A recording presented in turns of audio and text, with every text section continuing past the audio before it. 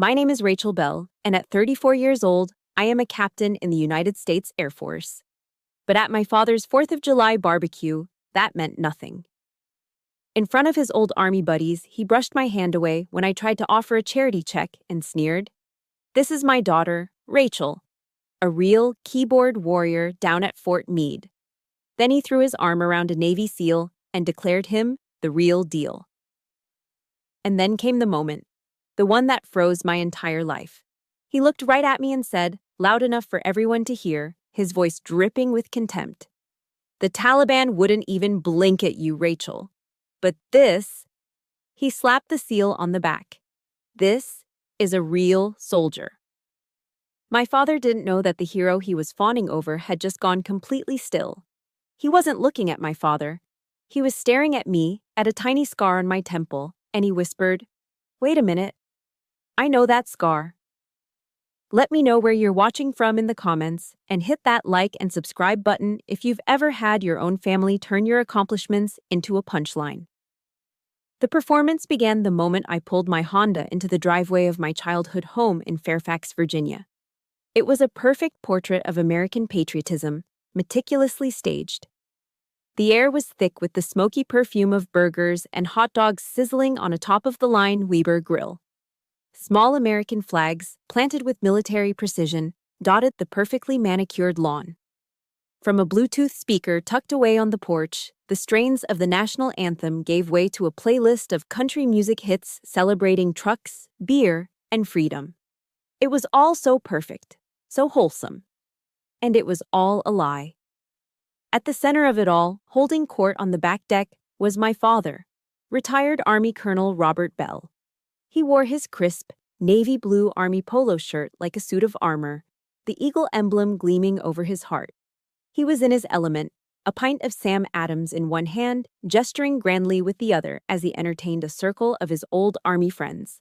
As I got closer, I could hear him spinning one of his favorite yarns, a story about coordinating truck logistics in Germany that, through his telling, had somehow morphed into a strategic triumph on par with the Battle of the Bulge. My mother, Helen, emerged from the sliding glass door, balancing a large bowl of her homemade potato salad. She moved through the crowd with a practiced, serene smile, the perfect hostess, the dutiful wife. She spotted me lingering at the edge of the deck, and her smile tightened just a fraction. She glided over, her voice a low, urgent whisper in my ear. "Try to get along, dear," she murmured, the same 4-word warning she'd given me at every family gathering for the last 20 years.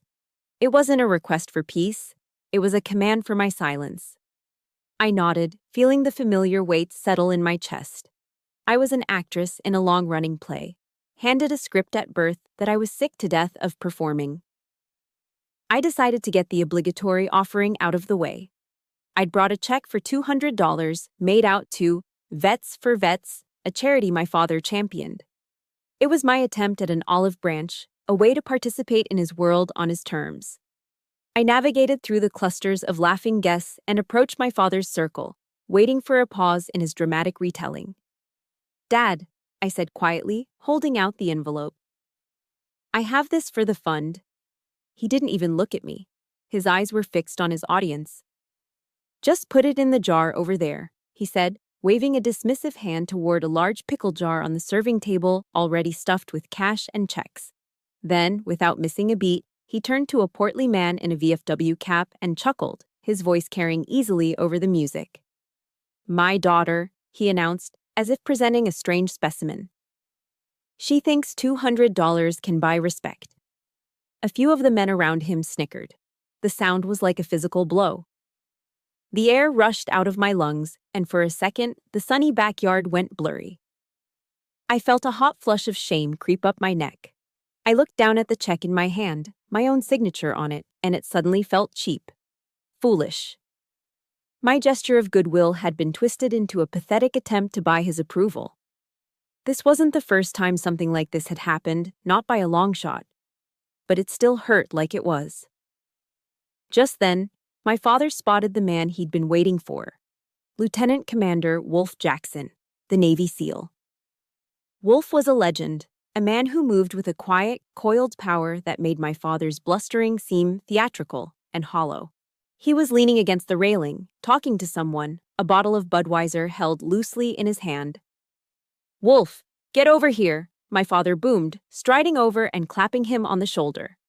He practically dragged Wolf into the center of the circle, presenting him like a trophy. "Gentlemen, now this is a real hero." I tried to melt into the background, but my father wasn't finished with me. He gestured toward me with his beer. "You see, my Rachel here works at a desk at Fort Meade, pushes buttons, a keyboard warrior." The familiar contempt laced his words. "But Wolf," he said, his voice swelling with borrowed pride, "Wolf is the real deal. He's been in the sandbox, kicking in doors." And then came the final, killing blow. He looked from Wolf's powerful frame back to my service blues, which suddenly felt like a costume. He looked straight into my eyes, a cruel glint in his. "The Taliban wouldn't even blink at you, Rachel," he said loud and clear for everyone to hear. "But this—" He slapped Wolf's broad back again, hard. "This is a real soldier." I saw my mother standing nearby, close enough to have heard every single word. Our eyes met for a fraction of a second. I saw a flicker of something, discomfort, maybe pity, before she broke contact.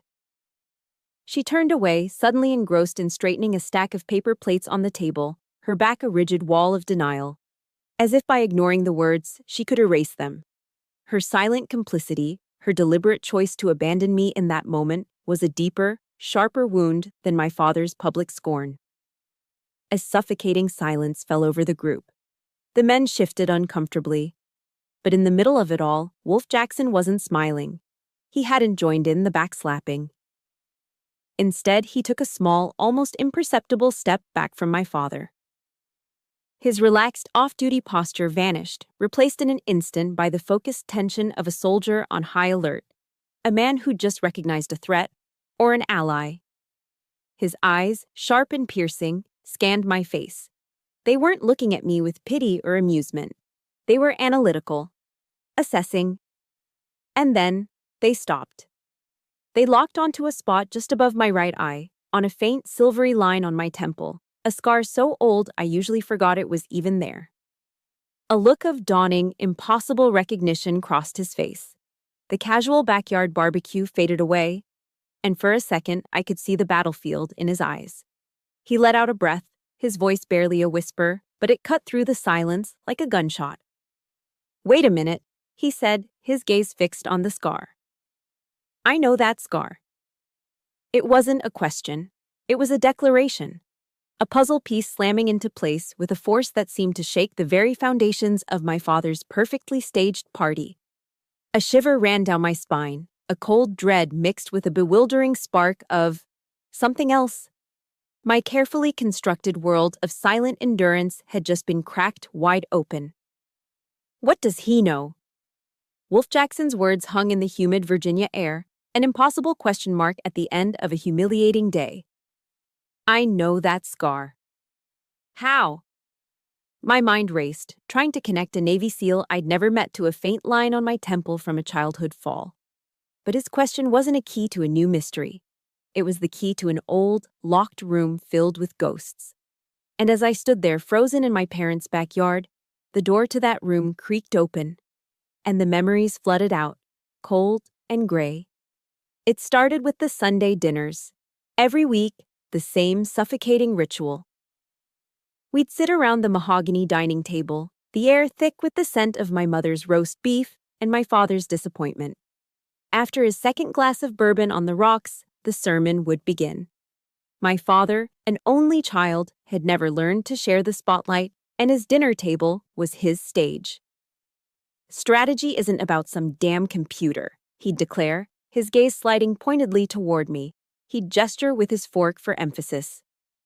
It's about moving a division across Europe under fire, logistics, manpower. That's the real army. My mother would nod along dutifully, a placid smile fixed on her face as she passed the mashed potatoes. That's right, Robert. My younger brother, Mark, who'd wisely chosen a career in business, became an expert at deflection. The moment my father's attention shifted to me, Mark would quickly bring up sports, asking about the Washington football team's chances that season, anything to steer the conversation into safer waters. I learned to eat fast, my eyes on my plate, shoveling in food so I could politely excuse myself and escape to my room. Upstairs, surrounded by books on cryptography and real military strategy, I could finally breathe. The worst memory, the one that still stings with a fresh, sharp pain, was the day I graduated from my Signals Intelligence Officer training. It wasn't just a graduation. I was the distinguished graduate. I had finished at the top of my class, outperforming some of the brightest men the Air Force had to offer. My chest swelled with a pride that felt pure and hard-won. I called home from a payphone on base, my heart hammering with excitement, ready to share the news. My father picked up. The television was blaring in the background, another Washington game. "Hey Dad, it's me. I just wanted to tell you I graduated today," I said, my voice buzzing. And I was the distinguished honor grad. There was a pause. I heard the roar of the crowd on TV. "That's great, honey," he said, his tone distracted, absent. "Those little computer things you do. That's cute." Cute. The word landed like a punch to the gut, instantly deflating all my joy, reducing my months of grueling, intellectual work into a child's hobby. It was a verbal pat on the head. I mumbled a goodbye and hung up, the receiver suddenly heavy and cold in my hand. Later that evening, my mother called back. Her voice was a conspiratorial whisper, as if she were sharing a secret instead of twisting a knife. "Rachel, you know your father," she began. The familiar preamble to 1,000 excuses. He wants you in a job he can understand. Something he can brag about to his friends. Like an army nurse, maybe. Something a little more feminine." The implication was clear. I wasn't the problem, but my ambition was. My success was the issue. I was supposed to shrink myself, to contort my dreams into a shape they could find palatable. But the foundation of their disregard had been laid years earlier, cemented by a sacrifice they refused to even acknowledge. When I was 18, I achieved the dream I'd worked for my entire high school career, a full-ride scholarship to the United States Air Force Academy. It was my ticket out, my future laid out before me in glorious blue and silver. But just as I was preparing to accept, my brother Mark's latest business venture, some half-baked t-shirt company, went belly up. A family meeting was called. It wasn't a discussion, it was a verdict. They sat me down in the living room, my father pacing in front of the fireplace, my mother wringing her hands on the sofa.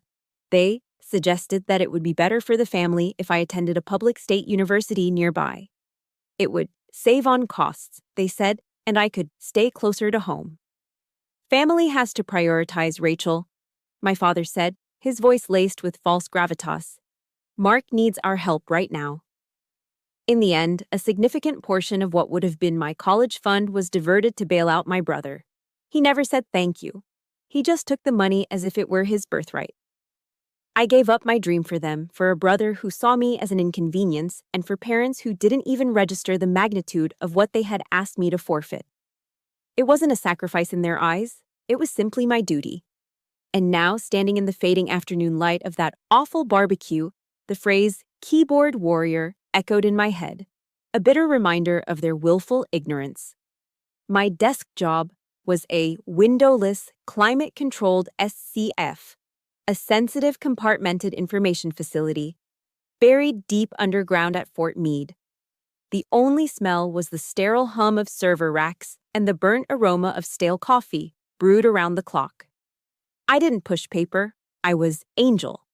I was the unseen voice, the steady hand guiding Reaper drones as they sliced through the skies over Afghanistan. My voice was a lifeline, a harbinger. The difference between life and death for soldiers on the ground. I remember the night I saved Wolf Jackson's team, Odin 3. The surge of adrenaline as I analyzed the infrared feed, seeing the heat signatures of an ambush forming in a blind canyon, a detail the ground intel had missed. The gut-wrenching tension as I made the call to override a direct order and divert them, my voice calm and authoritative in their headsets, even as my heart hammered against my ribs. And then, the profound, dizzying relief when General Hale's voice crackled over the line, confirming my read was correct, that I had saved them from being wiped out. I lived and breathed in a world of stakes so high my father couldn't possibly comprehend it. His world was black and white, defined by parades and polished brass. Mine was a world of shadows and signals, of life and death decisions made in milliseconds, 7,000 miles away from the fight. And because he couldn't understand it, he belittled it. His ignorance had curdled into contempt. That day in the SIF, after Odin 3 was safely back at base, I had looked at the grainy screen showing the empty canyon where they would have died. And I made a silent promise to myself. I promised that I would never let their small-mindedness define my worth. That my work, my sacrifice, was real, whether they ever saw it or not. You know, it's one thing to be misunderstood by the world, but it's a whole different kind of pain when the people who are supposed to know you best refuse to see you at all. If you've ever had a dream or an accomplishment dismissed by your own family, hit that like button. And in the comments, just type a simple, "I see you." Let's show each other the support we didn't get. I had held onto that promise for years, a secret source of strength in the quiet dark. But standing there, with the man I'd saved staring at the scar that was part of my story, I realized a promise wasn't enough anymore. It was time for the truth. Time seemed to warp in the space between Wolf Jackson's whispered words and my father's next breath. The cheerful country music faded into a dull throb. The scent of charcoal and grilled meat turned acrid in my throat. In that stretched-out moment, something inside me shifted. The years of accumulated pain, the endless compromises, the quiet swallowing of insults. They didn't explode. They crystallized. I didn't run. I didn't cry. A strange glacial clarity washed over me, chilling the hot shame in my veins. My training took over, not the basic training of a cadet, but the advanced analytical training of an intelligence officer. I looked at my father, and for the first time, I didn't see the towering figure who held the power to validate or destroy me. I saw a target. I saw a man whose bluster was a flimsy cover for his own deep-seated insecurities, a man desperately clinging to a borrowed glory he'd never earned himself. His entire identity was built on the fiction of being a real soldier, a fiction propped up by belittling the real service of his own daughter. Then my gaze shifted to Wolf Jackson. He was a warrior, that much was obvious, but right now he looked rattled, like a man trying to solve a complex equation in his head while the world spun around him. He was grappling with an impossible truth, his mind racing to connect a scar in a suburban backyard to a voice on a radio half a world away. And in that instant, I knew. The silent promise I had made to myself in the darkness of the skiff was no longer enough. My silence wasn't strength, it was complicity. It was the fuel that had allowed this toxic fire to burn for 34 years. My silence ended today. My father, oblivious to the tectonic shift happening inside me, saw only what he wanted to see, his daughter, standing quiet and still. He misinterpreted my shock as submission, a return to the familiar script. He saw his chance to reassert control, to dismiss the awkward moment Wolf had created. "Well, all right then," he said with a condescending pat on Wolf's arm. He turned to me, his voice returning to its default tone of command. "Rachel, go get Lieutenant Commander Jackson another beer. He must be thirsty." It was the last order he would ever give me. All my life, I had obeyed. I had deferred, conceded, and retreated. But the woman standing on that deck was not the little girl who ate her dinner in silence. I turned my head slowly, deliberately, until my eyes locked with his. The clamor of the party, the friends, the hero seal, it all dissolved. There was only him and me. And for the first time in my life, I said the word. No. It came out quiet, calm, and unshakable. Not angry, not tearful. It was a simple statement of fact, a boundary line drawn in granite. "No, Dad," I repeated, my voice steady. "I don't think I'll do that." The look of stunned disbelief that washed over his face was more satisfying than a decade's worth of arguments could ever have been. His jaw went slack, his face flushed a blotchy red. He had no protocol for this. Disobedience was not in the family playbook. But I wasn't going to engage him in a shouting match. That was his battlefield. his area of expertise. Mine was information. I wasn't going to launch a frontal assault. I was going to execute a precision strike. I took a deliberate step back, widening my field of view. I was gathering intel. I saw Wolf, still processing, his eyes darting between me and the scar he somehow recognized. I saw my father's friends, their jovial expressions replaced by looks of confusion, a flicker of curiosity, even doubt. The narrative my father had so carefully crafted was beginning to fray at the edges. I didn't need to scream to tear it apart. I just needed to provide the right data points. Before my father could recover and launch into a tirade, I moved. I walked calmly toward Wolf Jackson, closing the distance between us. I stopped beside him, turning my back slightly to my father, a clear signal that he was no longer part of this conversation. My voice was low but carried with the clarity of a radio transmission, just loud enough for the men in the immediate circle to hear. "Lieutenant Commander," I began, my tone professional and respectful. "I believe my father has a slight misunderstanding about my role in the United States military. This wasn't a family squabble anymore. This was a tactical briefing." My father sputtered behind me. "Rachel, what in God's name do you think you're doing?" I ignored him. My focus was singular. I looked directly at Wolf, my eyes holding his. This was the moment of deployment. "My name is Captain Rachel Bell," I said, each word a carefully placed munition. 70th ISR Wing. I saw it then. A flicker of recognition, a spark deep in his eyes. The 70th Intelligence, Surveillance, and Reconnaissance Wing. My unit. He knew it. The pieces were starting to connect in his mind, but he was still missing the final, critical coordinate. I didn't need to say more. He would figure it out. But I wasn't going to let him. I was going to deliver the payload myself. The silence had gone on long enough. I leaned in just a fraction, my voice dropping but losing none of its intensity. I was laying the charge, preparing for detonation. "We've worked together before, Lieutenant Commander," I said, letting the words hang in the air for a moment. "Even though you've never seen my face."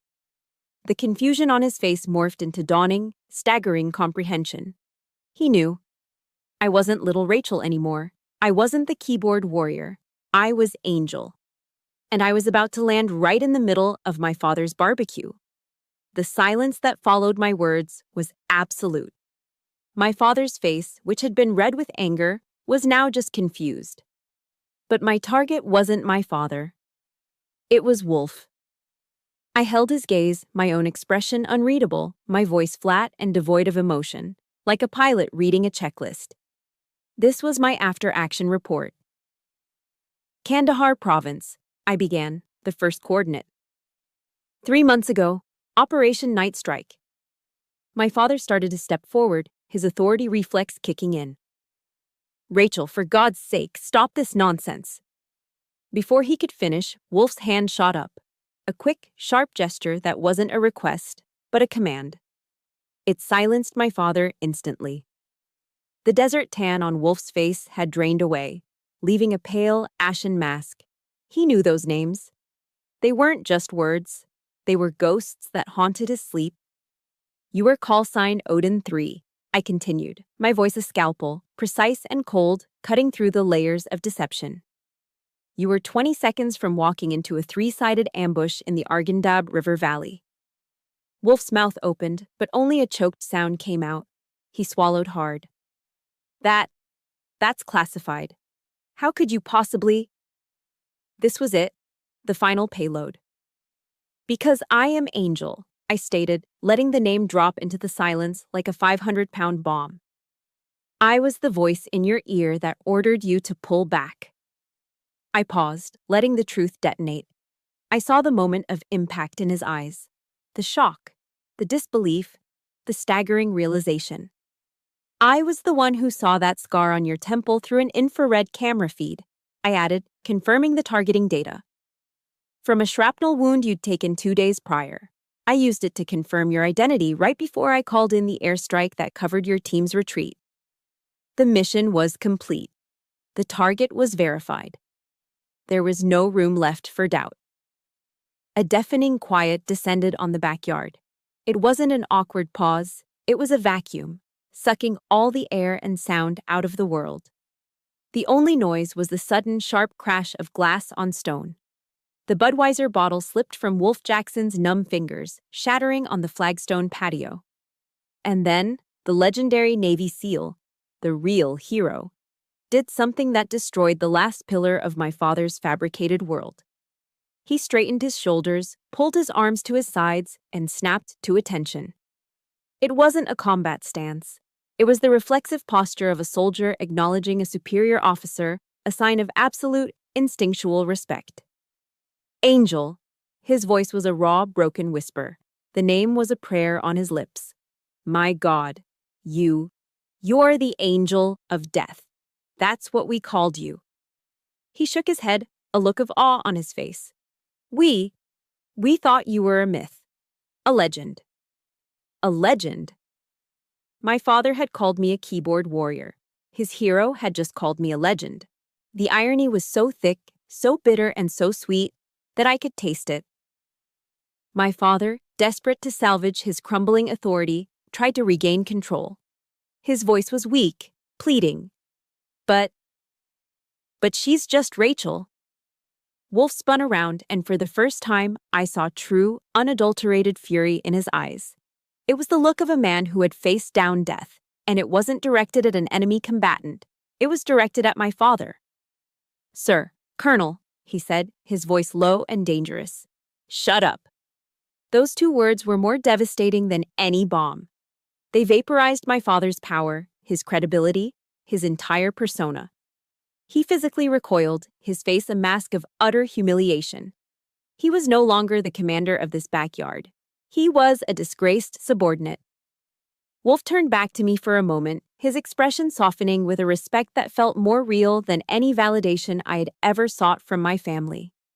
Then he turned to address the stunned circle of onlookers, his voice ringing out across the now silent yard, clear and strong. This woman, he announced, his hand gesturing toward me, saved my life and the lives of 6 other men. We were walking into a kill box, and she pulled us out. He wasn't finished. He took a step closer to my father, who looked small and pathetic. She didn't just stop an ambush, Wolf continued, his voice rising with passion. 2 hours later, one of my privates, a kid on his first tour, had his radio go down. He was separated from the squad, stumbling in the dark toward an IED pressure plate. We couldn't reach him. Wolf looked back at me. She could. She got on his secondary comms, which were barely working. And with nothing but her voice, calm and steady, she talked that terrified kid, step by step, around that mine and back to us. He let that sink in, his eyes scanning the faces of my father's friends, who now looked at me with a mixture of shock and awe. Finally, his gaze landed on my father, and it was utterly unforgiving. Your legacy, Colonel, Wolf said, his voice dripping with ice, is shuffling supply trucks in Germany. Her legacy is the American soldiers who came home alive to their families. He paused and delivered the final, fatal blow. She is more of a soldier in her damn chair than you ever were in your whole career. The aftermath of the explosion wasn't fiery and loud. It was a slow, suffocating implosion. After Wolf delivered his final verdict, the party didn't end. It simply disintegrated. My father's friends, the men who had been laughing at his jokes minutes before, suddenly found urgent reasons to leave. They offered mumbled goodbyes, their eyes carefully avoiding my father's, who stood frozen by the grill like a statue memorializing his own defeat.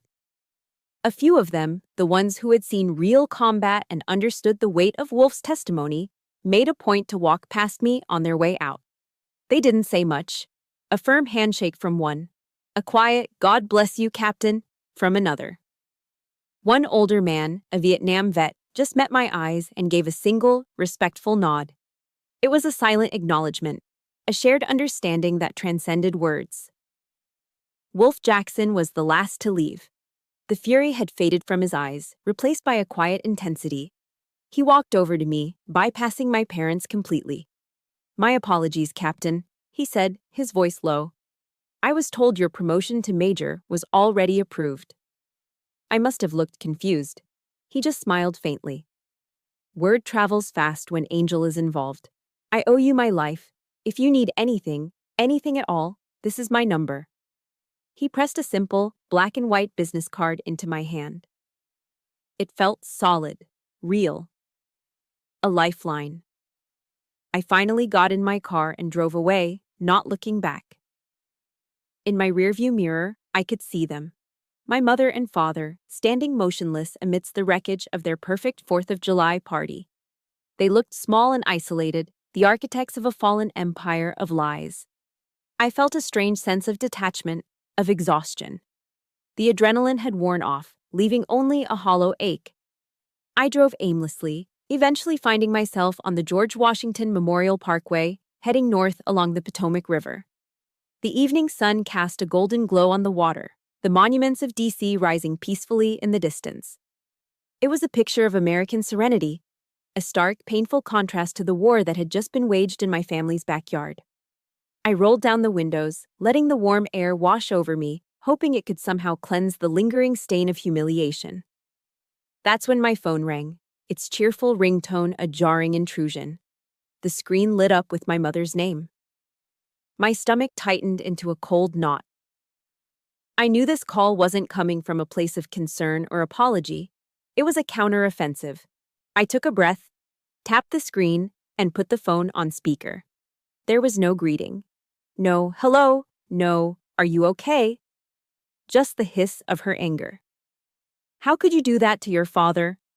Her voice was acidic, stripping the paint off my fragile sense of victory. You turned him into a laughingstock in front of all his friends. You ruined everything. Even though I had anticipated the attack, her words still felt like a punch to the gut. All the air left my body in a whoosh. I gripped the steering wheel, my knuckles turning white. Mom, I said, my voice dangerously calm. I just told the truth. A sharp, humorless laugh crackled through the speaker. The truth? The truth is that you were selfish, Rachel. You always have been. You couldn't just let your father have his one day, could you? You had to make it all about you. It was a masterclass in gaslighting. In her version of reality, my father's years of verbal abuse were irrelevant. My public humiliation was a footnote. The only crime that had been committed was my act of self-defense. My truth was reframed as a selfish grab for attention. The assault continued, her voice rising in pitch, laced with the false tears of a seasoned manipulator. Your father has sacrificed so much for this country, for this family. He worked his whole life to provide for you and Mark. And this is how you repay him? By tearing him down in front of a decorated hero, just so you could show off about your little computer job? Every word was a carefully crafted barb, designed to rewrite history. Their cruelty became his sacrifice. My career became a little computer job. My moment of truth became a childish showing off. And in that moment, listening to the calculated venom in her voice, I finally saw her clearly.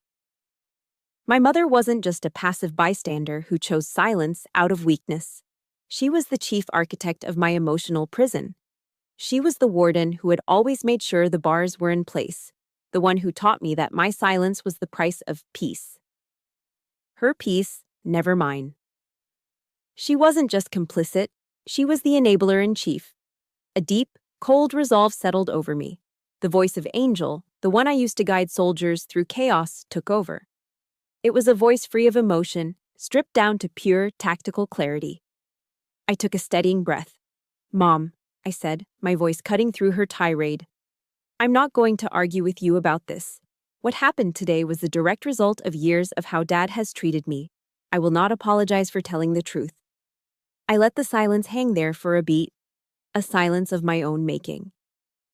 I need some space, I continued, each word a brick in a new wall. Please don't call me again.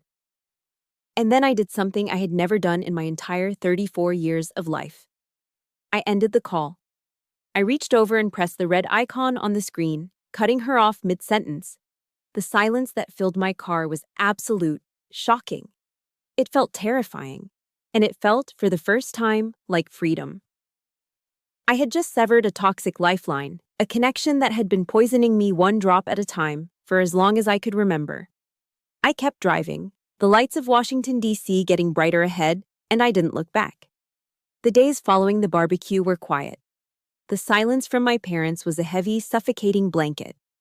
After hanging up on my mother, I had braced myself for another assault. A barrage of angry texts, a surprise visit, but nothing came. It was an unsettling peace, the kind of stillness that precedes a storm. I spent my time working, trying to lose myself in the familiar rhythms of data streams and satellite feeds, but a part of my mind was always waiting for the other shoe to drop. Then, on a Wednesday afternoon, my phone buzzed with a text from an unknown number. My heart leaped into my throat, assuming it was my father, finding a new way to breach my defenses. But the message wasn't from him. "Captain, it's Wolf Jackson. My team and I owe you dinner. Friday night, Old Ebbet Grill, 19 Orns. Non-negotiable." I read the text 3 times. The Old Ebbet Grill, a historic D.C. institution, a place of dark wood, brass railings, and hushed important conversations just a stone's throw from the White House. The directness of the message, non-negotiable, was so different from the manipulative invitations of my family. It wasn't a request layered with guilt. It was a simple, declarative statement of respect. A part of me, the part that had been conditioned for 34 years to avoid confrontation and stay small, wanted to decline. To make an excuse. To retreat back into the safety of my quiet apartment. But another part of me, the voice of Angel, knew this was a command I needed to follow. This wasn't a social call. It was a debriefing of the soul. I texted back a simple, military-style reply. "Copy that, Lieutenant Commander."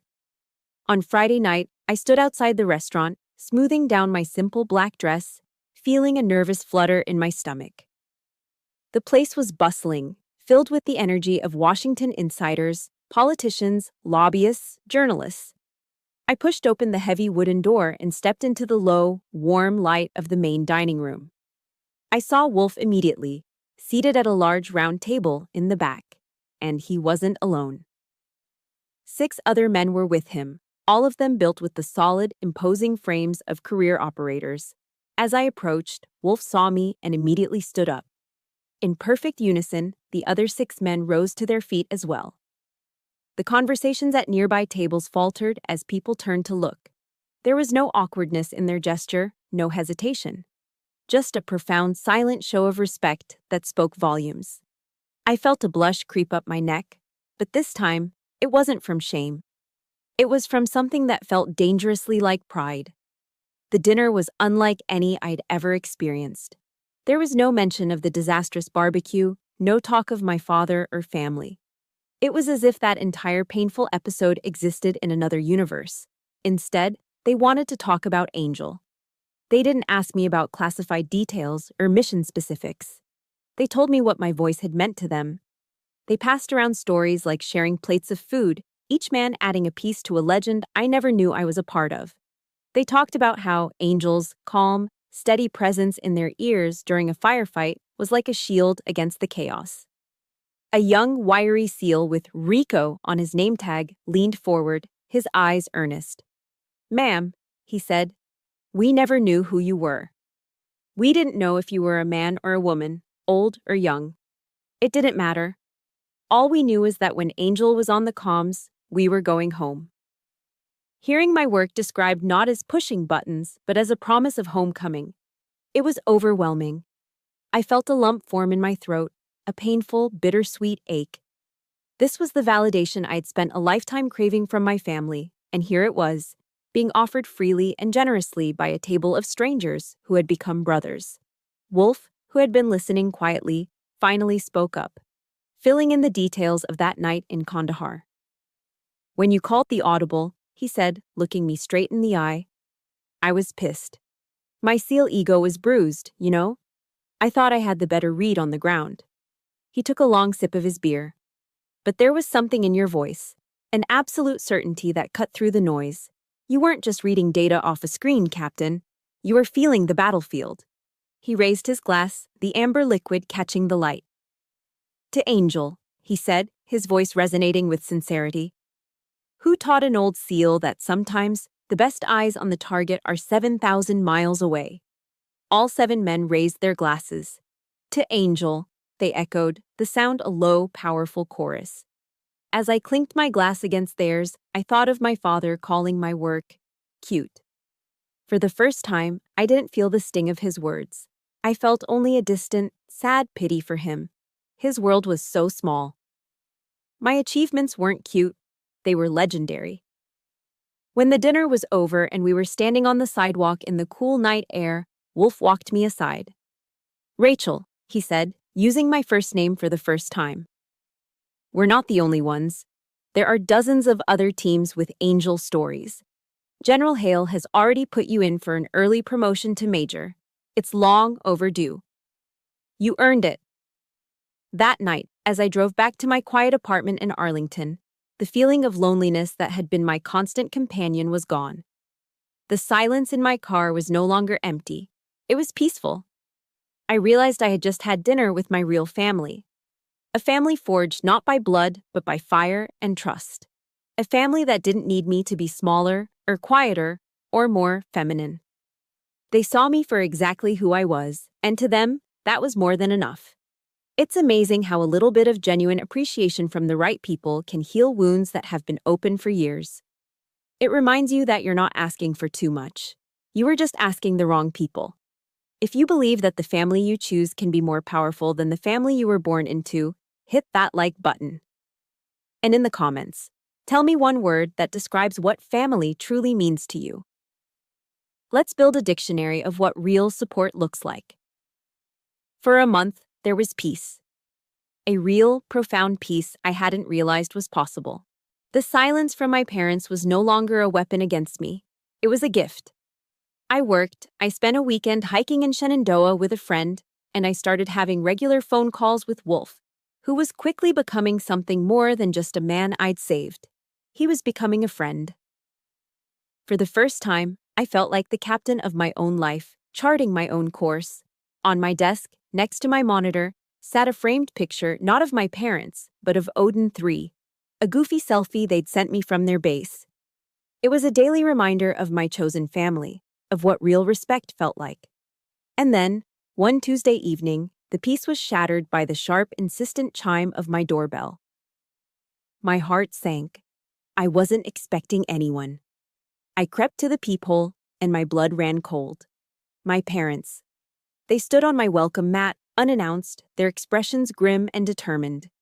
They looked like they were here to conduct an inspection.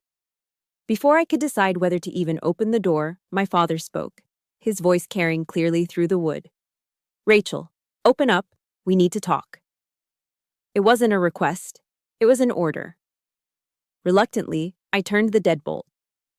My father pushed past me into the entryway without waiting for an invitation, his eyes scanning my small apartment with a critical air. My mother followed, holding a Pyrex dish covered in aluminum foil, a tuna casserole, her signature peace offering. A bribe. We brought dinner, she said with a tight, forced smile. I didn't move. I've already eaten. The 3 of us stood in an awkward, charged silence in my living room. They sat on my couch. I remained standing, a conscious choice to not get comfortable, to not fall back into old patterns. My mother placed the casserole on my coffee table like a sacred offering. My father cleared his throat, getting straight to the point. No apology, no acknowledgement of the nuclear bomb that had gone off at the barbecue. Just business. It's about Mark, he began. Of course it was. His business is in trouble again. He paused, waiting for me to show the appropriate level of concern. I said nothing. He needs a loan to cover payroll, my father continued, his voice taking on a tone of weary importance. A significant one. But the bank turned him down, his credit history. It's not good. I stared at him, a sense of surreal disbelief washing over me. After everything that had happened, the public humiliation, the revelation, the complete and utter demolition of his authority. They had driven all the way here, uninvited, not to apologize, not to try and understand, but to ask for something. To ask me to risk my own financial future, a future I had built entirely on my own, for the golden boy who had been handed everything and squandered it all. My father finally laid the request on the table. We want you to co-sign the loan.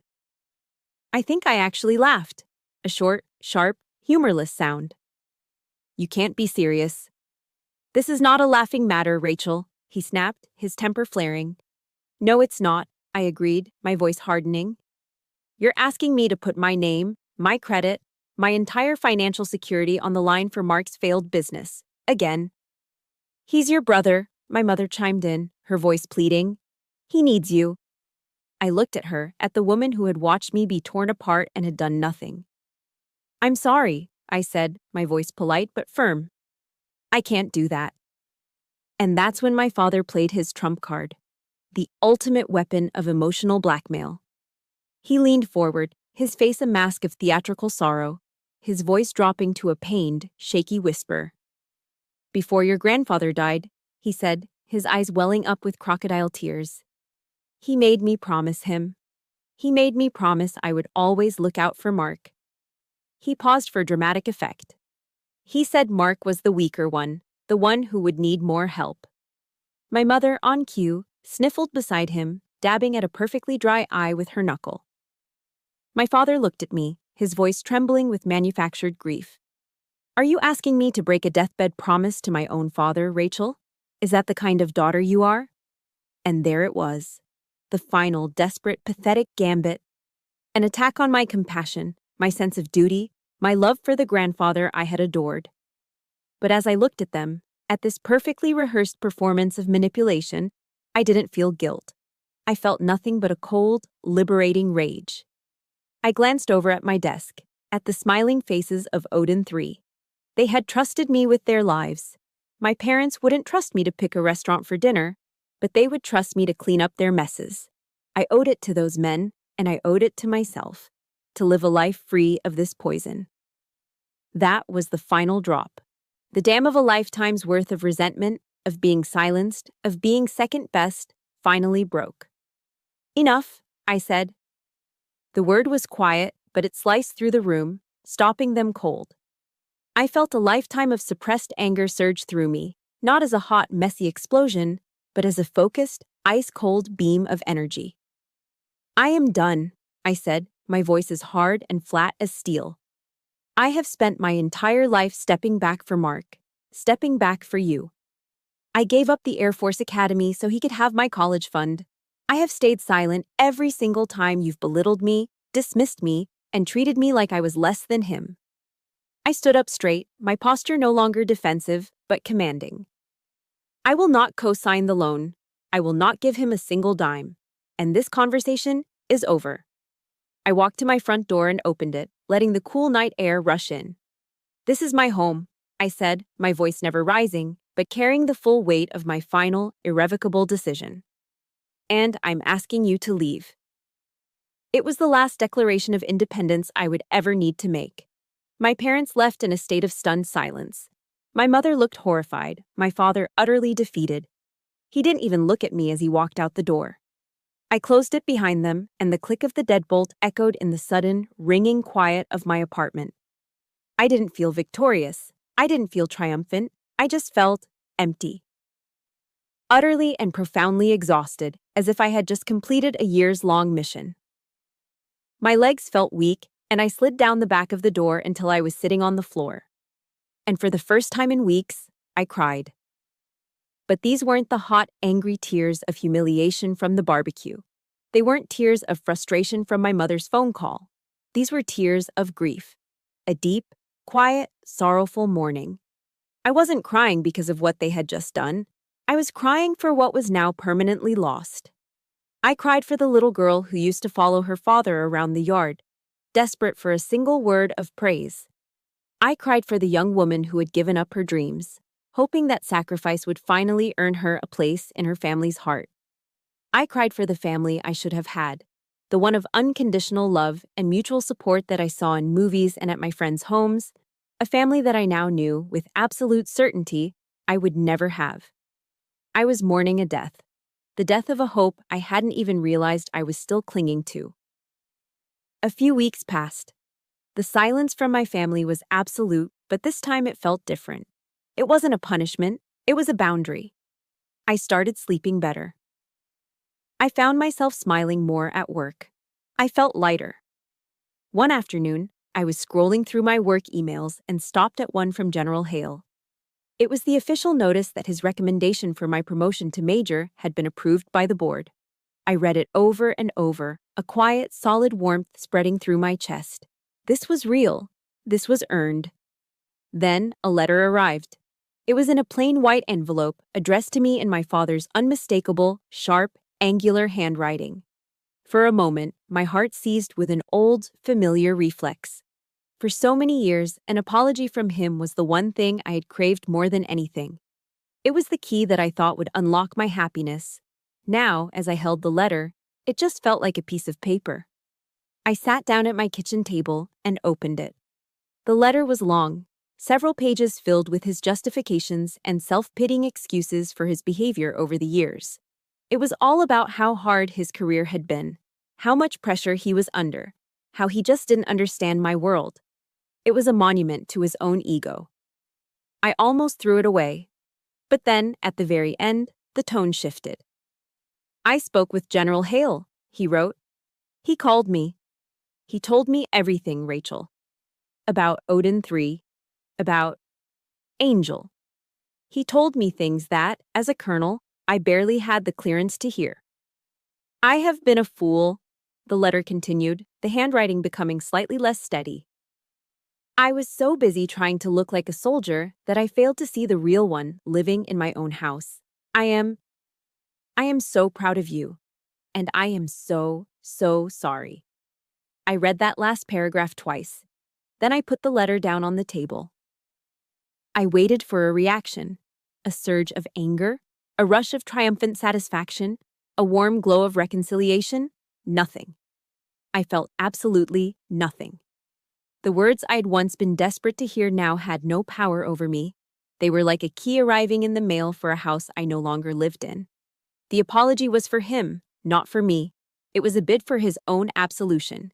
It had simply come too late. The wound had long since closed over. It had become a scar. And that scar was now a part of me, a reminder of my own strength and resilience. In that quiet moment, I realized that the validation I had spent my life seeking from him no longer mattered. I had already found it. I'd found it in the respectful eyes of Odin 3. I'd found it in the email from General Hale. And most importantly, I had finally found it within myself. My worth was not a reflection in his eyes. It was a fire I had kindled on my own. I picked up the letter, folded it neatly, and walked into my bedroom. I opened a small wooden box on my dresser, a box where I kept old photos and mementos. I placed the letter inside and closed the lid. For me, forgiveness wasn't about pretending the past didn't happen. It wasn't about wiping the slate clean and going back to the way things were. Forgiveness was about acknowledging the truth of what had happened and then choosing to set down the burden of my anger. It was about choosing to walk forward without that weight on my back anymore. I never replied to the letter. My silence this time wasn't the silence of a scared, submissive daughter. It was the quiet, confident silence of a boundary. My silence said, "I hear you. I accept your apology for your own peace of mind. But I will not be returning to that cycle of pain. I wish you well from a safe distance." I had made my choice. I had chosen my new family, the one built on the bedrock of respect and shared experience. The door to my old family, the one I was born into, had finally been closed. Not slammed in a fit of rage, but clicked shut, gently and firmly, locking a painful past where it belonged, behind me. With the door to my past firmly closed, the door to my future swung wide open. The silence from my parents continued, but it was no longer a void. It was an open space, a clearing that was quickly being filled with warmth, laughter, and a kind of fierce loyalty I'd only ever read about in books. In late May, as the city began to swelter under the early summer heat, Wolf invited me to join Odin 3 for Memorial Day. My mind immediately flashed to the 4th of July barbecue, and a knot of anxiety tightened in my stomach. But this was different. There would be no grilling, no beer, no performative patriotism. The invitation was for a private observance at Arlington National Cemetery. That morning, dressed in my service uniform, I stood with them among the endless, silent rows of white headstones. The air was still and reverent, broken only by the distant, mournful notes of taps. There were 7 of them, all in their dress uniforms, their usual boisterous energy replaced by a solemn dignity.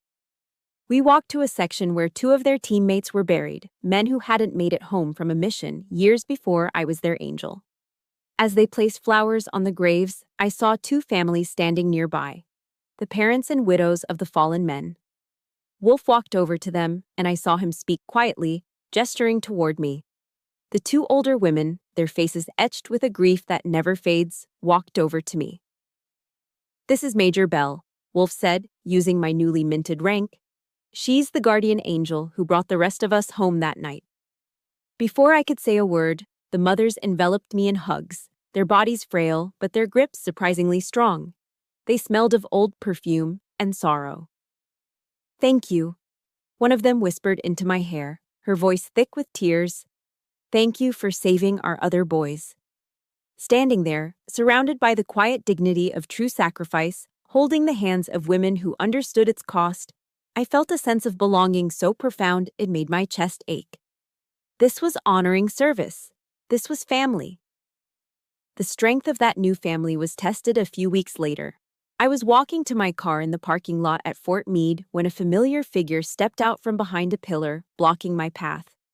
It was my brother, Mark. He looked terrible, disheveled, his eyes puffy and desperate. He started with pleading, his voice whining about how I had abandoned the family, how his latest business was about to collapse because of me.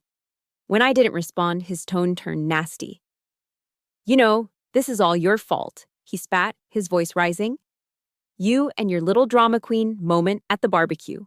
You tore this family apart because Dad didn't pat you on the head enough." I was about to tell him to get lost when a familiar rumble filled the parking garage. A black Ford F-150 pulled up silently behind Mark. The driver's side door opened, and Wolf unfolded himself from the truck. He didn't say a word to Mark. He didn't even look at him with anger. He simply walked over and stood between us, a silent, immovable wall of muscle and quiet authority. He was a foot taller than Mark and twice as wide. "Everything okay, Major?"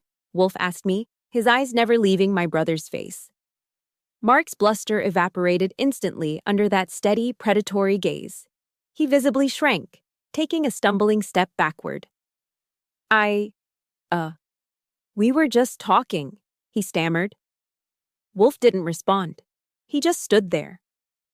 Mark took another step back, then turned and practically fled, his footsteps echoing in the concrete structure.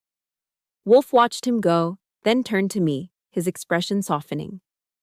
He didn't ask what it was about. He didn't press for details or gossip. He just saw a threat to someone in his circle, and he neutralized it. "Come on," he said, gesturing with his head toward the truck. "Let's get some lunch. My treat." It was unconditional protection. No questions asked, no judgment given. Just a simple, powerful statement. "I have your back." Slowly, I became a fixture in their lives, an honorary member of Odin 3. I was invited to their weekend cookouts, real ones, filled with easy laughter and terrible dad jokes. We'd pile onto a couch to watch football games, the air filled with shouting and the smell of cheap beer and pizza. I was brought into their circle of inside jokes, a language of shared experience that I was finally learning to speak. They teased me, but it was a different kind of teasing than I was used to. It wasn't designed to diminish me, it was a sign of affection, of acceptance. They'd rib me for drinking my coffee black, like a real Marine, or for being able to identify an approaching aircraft by the sound of its engines alone. They didn't see my intelligence as cute or threatening. They saw it as a superpower, and they loved me for it. I didn't have to hide any part of myself. My professional life was blossoming too. My relationship with General Hale deepened from one of command to one of mentorship. He saw a potential in me that my own father had been blind to his entire life. During one of our one-on-one meetings, he leaned back in his leather chair, his eyes thoughtful. "Rachel," he said, his voice quiet but firm. "You have a rare strategic mind. Don't you ever let anyone tell you that you have a desk job. The pilots, the SEALs, they are the tip of the spear. But you, Major, you are the one who sharpens it, aims it, and tells it where to strike. You are shaping the future of warfare. He leaned forward, his gaze intense. Own it. His words landed with the force of a revelation. It was the permission I never knew I needed, the ultimate validation from a man so respected that even my father spoke his name with reverence. I was finally being seen, not just for what I did, but for who I was. And I was beginning to understand that I was far more powerful than I had ever been allowed to believe. 1 year later. The setting is no longer a cramped, windowless SCIF buried under the earth. It's a vast, state-of-the-art briefing room at the headquarters of SOCOM, Special Operations Command, at MacDill Air Force Base in Tampa, Florida. Sunlight streams through the floor-to-ceiling windows, glinting off the calm waters of Tampa Bay. At the head of a massive polished conference table stands Major Rachel Bell, me. In my crisp blue service dress uniform, I command the room not with volume, but with a quiet, unshakable confidence. Behind me, a massive screen displays complex maps, data streams, and threat assessments. My voice, the voice of Angel, fills the room. But I'm no longer just guiding a single SEAL team through a dark valley. I am briefing the highest levels of command, shaping the strategic direction of special operations for an entire theater of war. I was once dismissed for having a desk job. Now, I didn't just have a seat at the table, I had built the table myself, and I was sitting at the head of it. In the front row, listening with rapt attention, sits my family. Not the one I was born into, but the one I had earned. General Hale is there, his presence a quiet endorsement of his protégé. And next to him, Lieutenant Commander Wolf Jackson and the entire boisterous crew of Odin 3. They had flown down from Virginia on their own dime, just to be here for my first major briefing as a field-grade officer. I can see it in their eyes, not just respect, but a fierce, familial pride that warms me from the inside out. When the briefing concludes and the applause dies down, Wolf is the first one to reach me, weaving through the crowd of colonels and generals. He shakes my hand, his grin wide and genuine. "That was impressive, Major," he says, his voice filled with sincere admiration. "Your old man should have been here to see this." I smile, a calm, genuine smile that reaches my eyes. I think of my father, not with anger or bitterness anymore, but with a kind of distant pity. I think of the empty legacy he was so desperate to build. "No," I reply softly, my gaze sweeping across the faces of Wolf and the rest of Odin 3. "Everyone who needed to be here is here." As the room begins to clear, a young female captain approaches me hesitantly. She's sharp, her uniform impeccable, but I can see a familiar flicker of uncertainty in her eyes. "Major Bell," she begins, her voice a little shaky. "That was an incredible briefing. I just wanted to say I've always admired Angel's work. You're the reason I chose this career field." I look at this young officer, and I see myself. I see the same ambition, the same talent, and the same quiet fear of not being good enough, of not being seen. I remember the years I spent craving a mentor, a guide, someone to tell me I was on the right path. I place a gentle hand on her shoulder, and her back straightens slightly. "Thank you, Captain," I say, my voice warm. "Our work isn't loud, but it saves lives. Don't ever let anyone tell you otherwise." I reach into my pocket and pull out one of my own business cards. "If you ever need anything, advice, an ear, anything at all, that's my email. Don't hesitate to use it." She takes the card as if it were a medal, her eyes shining with gratitude. "Thank you, ma'am. I will." As she walks away, I realize I've just accepted the torch that General Hale passed to me. The legacy wasn't just about my own success. It was about ensuring the women coming up behind me would have the support I never did. Later that afternoon, I'm back in my new office, the sun low in the sky, painting the bay in hues of orange and gold. It's a corner office, a world away from the underground bunker where my story as Angel began. On my polished desk, next to a stack of classified documents, sits a single, silver picture frame. The photo inside isn't of my parents at a holiday gathering. It's a picture taken a few months ago, a selfie with Odin 3 after a grueling joint training exercise. We're all covered in mud, exhausted, and grinning from ear to ear. Wolf has me in a friendly headlock, and I'm laughing so hard my eyes are squeezed shut. I look at that photo, and I understand what a legacy truly is. It's not a name engraved on a medal or a late-arriving apology in a letter. It's not about the approval of people who are incapable of giving it. A legacy is the unwavering trust in the eyes of the soldiers you protect. It's the spark of inspiration you ignite in the next generation.